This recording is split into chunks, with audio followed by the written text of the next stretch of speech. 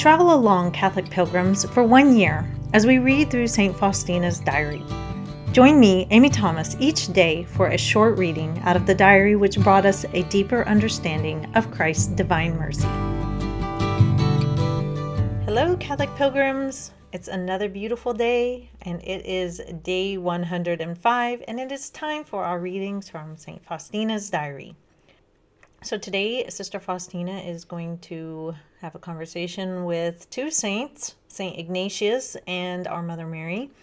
And both of those conversations are really quite interesting. Sister Faustina is, wanting to get this new congregation going, this new group that is devoted to the Divine Mercy, and she's asking for help. And so they are going to give her some advice and give her some guidance.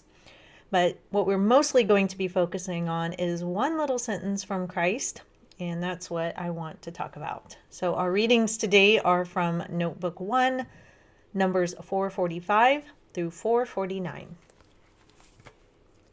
Thursday, Nocturnal Adoration. When I came for adoration, an inner recollection took hold of me immediately, and I saw the Lord Jesus tied to a pillar, stripped of his clothes, and the scourging began immediately. I saw 4 men who took turns at striking the Lord with scourges. My heart almost stopped at the sight of these tortures. The Lord said to me, I suffer even greater pain than that which you see. And Jesus gave me to know for what sins he subjected himself to the scourging. These are sins of impurity. Oh, how dreadful was Jesus' moral suffering during the scourging. Then Jesus said to me, look and see the human race in its present condition. In an instant, I saw horrible things. The executioners left Jesus, and other people started scourging him. They seized the scourges and struck the Lord mercilessly. These were priests, religious men and women, and high dignitaries of the church, which surprised me greatly. There were lay people of all ages and walks of life. All vented their malice on the innocent Jesus. Seeing this, my heart fell as if into a mortal agony.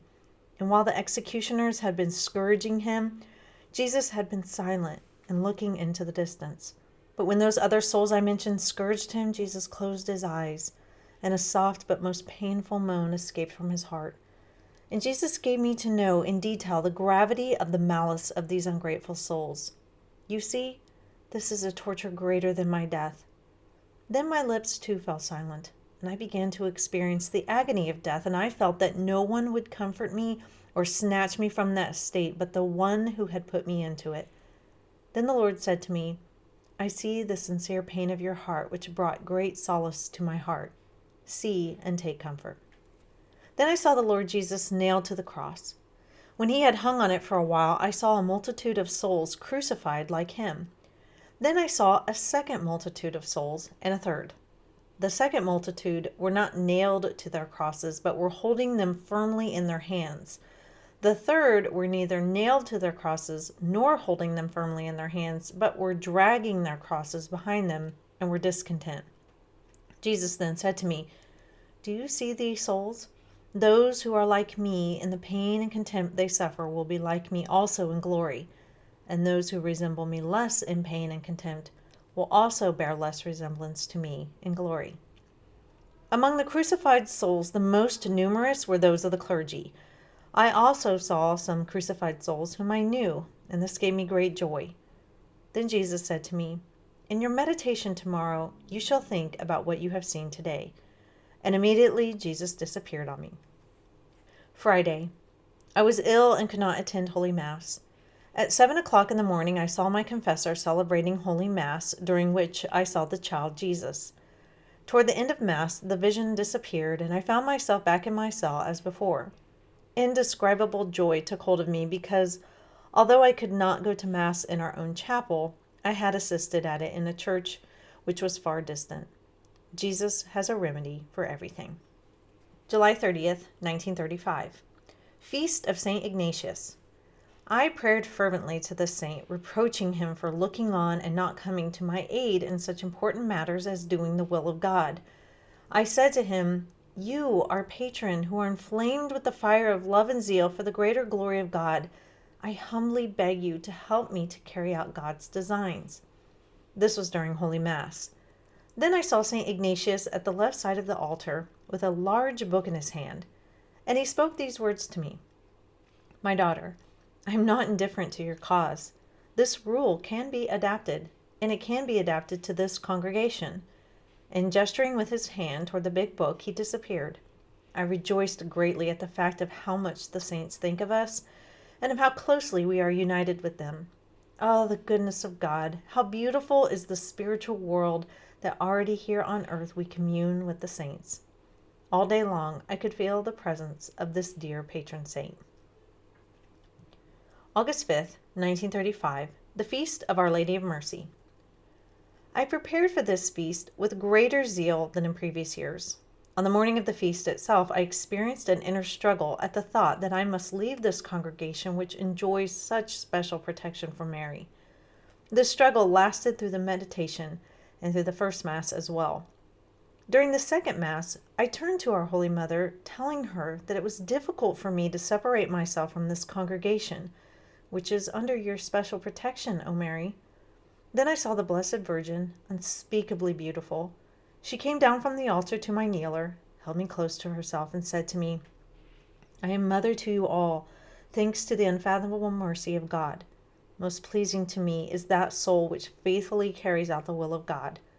She gave me to understand that I had faithfully fulfilled the will of God and had thus found favor in his eyes. Be courageous. Do not fear apparent obstacles, but fix your gaze upon the passion of my Son, and in this way you will be victorious.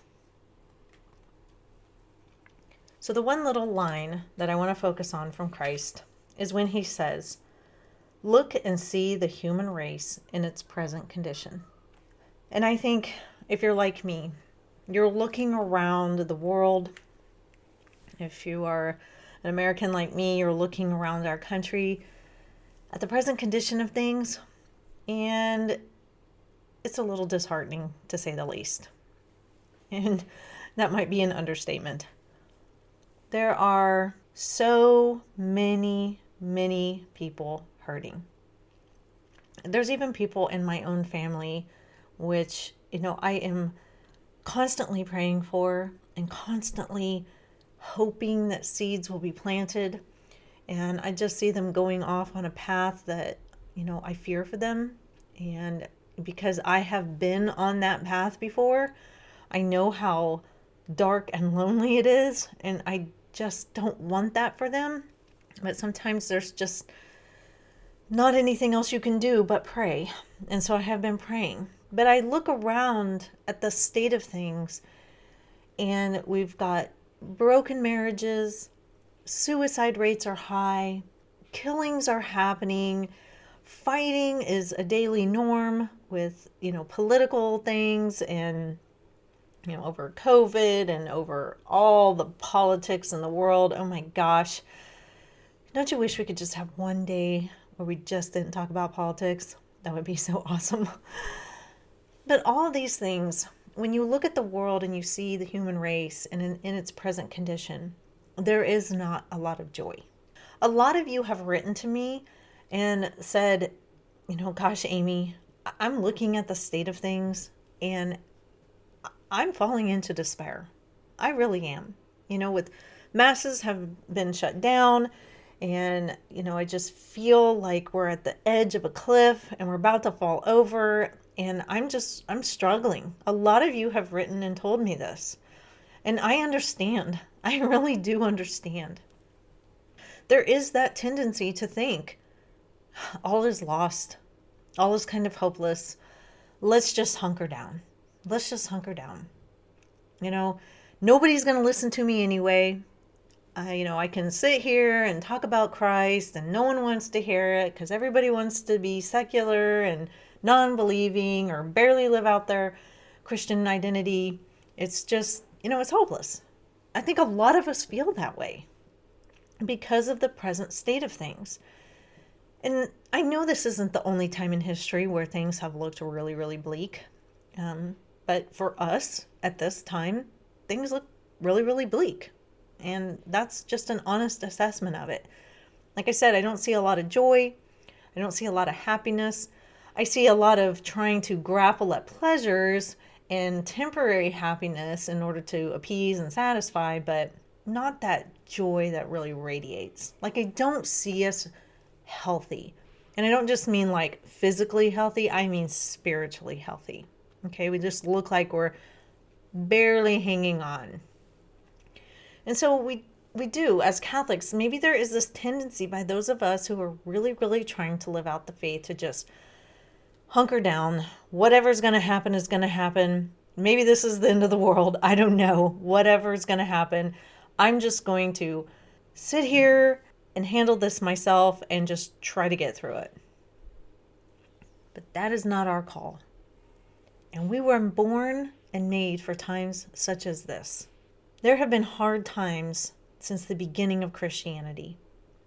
You know, our apostles waded into the fray, and they had to go and evangelize an entire culture who didn't know anything about Jesus Christ. And the Catholics that had to live through the persecutions and going into the Dark Ages with all the raids from the different pagan groups, and then coming into the Renaissance where a lot of people abandoned their faith because there was this new desire to follow the old Greek and Roman cultures, and people didn't see the need for the church anymore because the human mind was so great. And a lot of people fell into different heresies. We had Martin Luther, who, we know what Martin Luther did in the 1500s. And so all over the world at all times, there has been times for despair, or what looks like times for despair. Things have looked bleak, I guess is what I'm trying to say. And during those times, there were Catholics living, and they couldn't just hunker down. They were born for that time. They were meant to heed the call of still bringing the gospel, bringing the good news. And that's what we are called to do. We are not called to hunker down. We are not called to wait this out, guys. We are called to bring the good news. And we have to do it through our actions, through our courage of going to Mass, through fighting through the despair and bleakness and saying, no, my joy does not come from things of this world. It comes from Christ. And showing people that if we shine with light, we will attract people. Like bugs to a light on a summer night. We will. But if we look just like everybody else, where we've just lost hope and are in despair, we're not going to draw anybody to the good news. This is our time. This is where we become saints. This is what we're called to do. Things look bad. There's no denying it. But this is when we rise up. We are needed. Christ is needed. Christ's message is needed. And it's going to cause some suffering. She even has this vision of the multitudes of people who are being crucified. You've got the multitude of souls that are crucified just like God. You have the second multitude that it's not quite as bad, and the third multitude are just like dragging their cross behind them. So it's going to be hard. It's going to take some sacrifice and suffering. But that's our calling. We did not sign up for Christianity to have a hunky-dory life. And if that's what you thought, then you're in the wrong place. You're in the wrong place.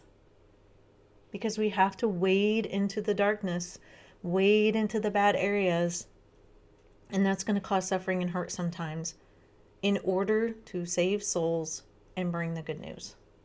We've got to be the bearer of good news. And so I really encourage you, if you just feel like, I'm going to throw up my hands, I'm just going to do this Catholic faith thing on my own, resist that. Shine with your light. Find a way to bring the light of Christ into the world, even if it's in the most smallest of ways. Find your way. You have gifts. I know you do, because I know God gives us all gifts. Use your gifts. Get creative and get out there and shine the light. We don't need bullhorns on the street corners. I don't like that, and I don't think it's effective. but just living your life with your head up, a smile on your face. You don't have to fake it, but we don't need to be gloomy, downcast faces. Head up. We're not hunkering down. We've got a mission. So let's get out there and do it. That's my pep talk for today, Catholic Pilgrims. So, I get it. I'm here with you. I feel it too some days. But we have Christ on our side. We have Him to hope in. And that is good news. So I will see you back here for day 106.